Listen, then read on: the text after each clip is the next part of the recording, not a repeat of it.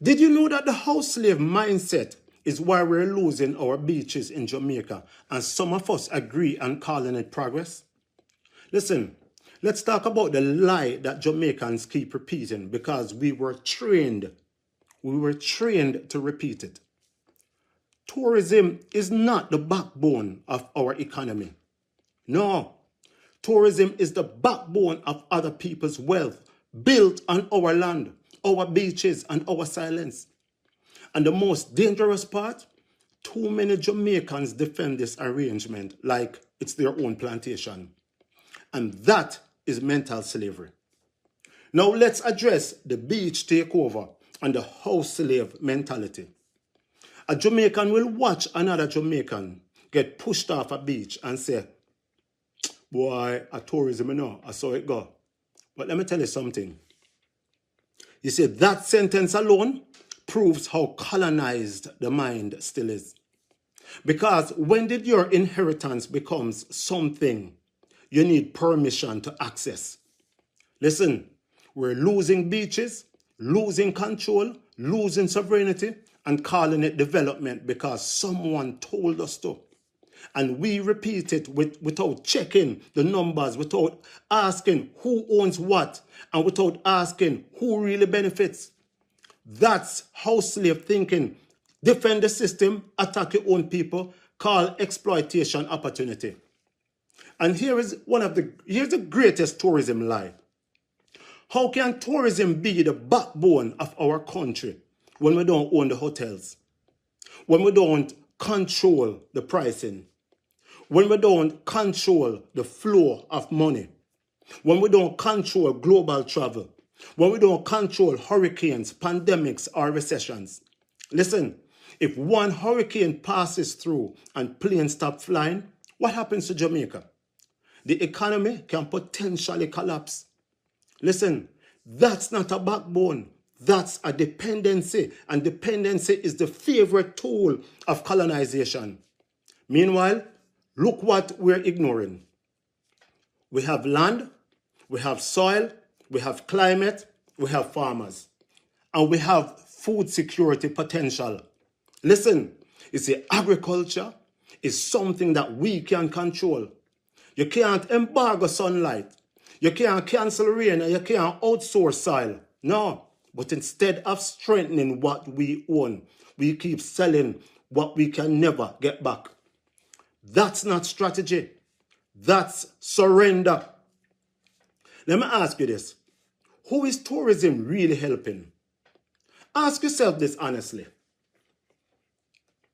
Why doesn't tourism money reach the average Jamaican?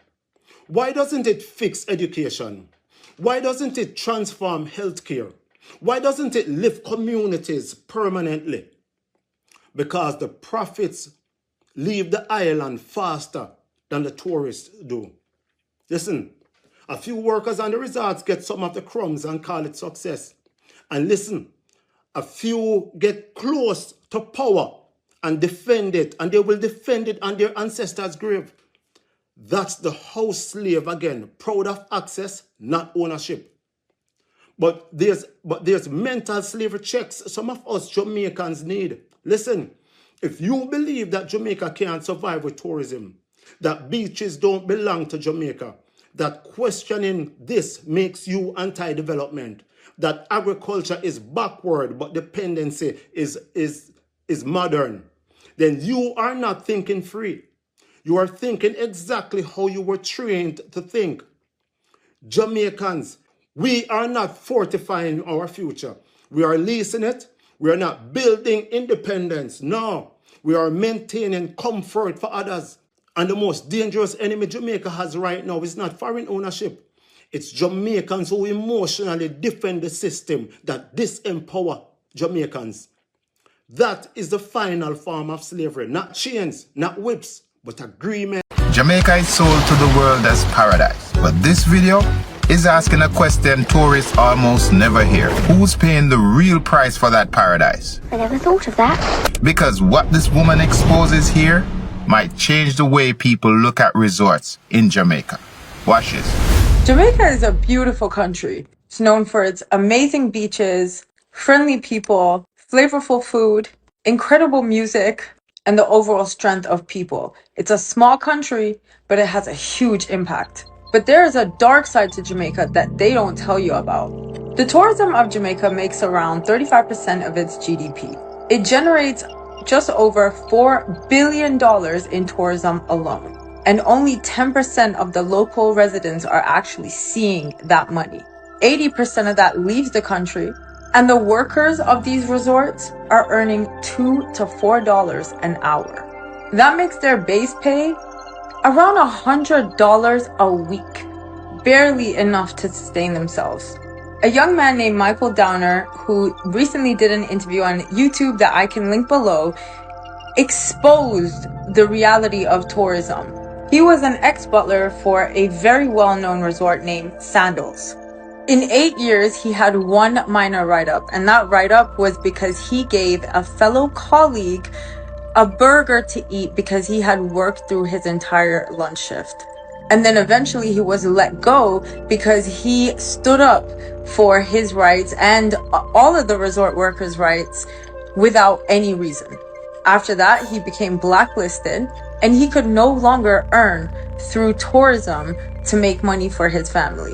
Michael goes on to explain how many of these resort workers are not even living hand to mouth. They're literally living hand to chest because they can't even make enough to reach the mouth. This is where the paradise image starts to crack, right? Because let's face it, tourism does mean a lot to Jamaica. People eat from it, family survives from it, bills get paid from it. But survival is not the same as fairness. If the same workers creating the Jamaican experience go home struggling, then we have to ask, who's really benefiting from paradise? And that's why Michael's story matters. He's not just complaining about a job. He's exposing what happens when the people with the least power are expected to smile the most. They're not guaranteed work beyond 6 months, and their residence lasts as long as their contracts for the resorts do, which means they could be homeless within a 6-month span. Many of you are wondering, how did they get away with this? It's simple. It's the Jamaican government. Unlike Barbados, who implemented an Employers' Right Act that protects the workers of these resorts, the Jamaican government allows private employers to hire and fire at their discretion. There is no protection for these workers. And on top of everything else, the Jamaican government does not provide any type of welfare or support to its citizens. That means if you're out of work and you have nowhere to go, you literally have nothing. And unfortunately, as a worker, you can't say anything because you're afraid of losing your job and your home. And then what do? A lot of their paycheck is also designated toward their housing, which means they can't live the Jamaican way. They cannot own their homes. They cannot own their land. So why would anyone become a resort worker, right? Why would you become a resort worker? It's not out of choice. It's survival. As I mentioned, 35% of Jamaica's GDP comes from tourism. So a lot of the jobs are in tourism. It's a way out. It's a way for a better life. It's a way to feed families. This is not a choice.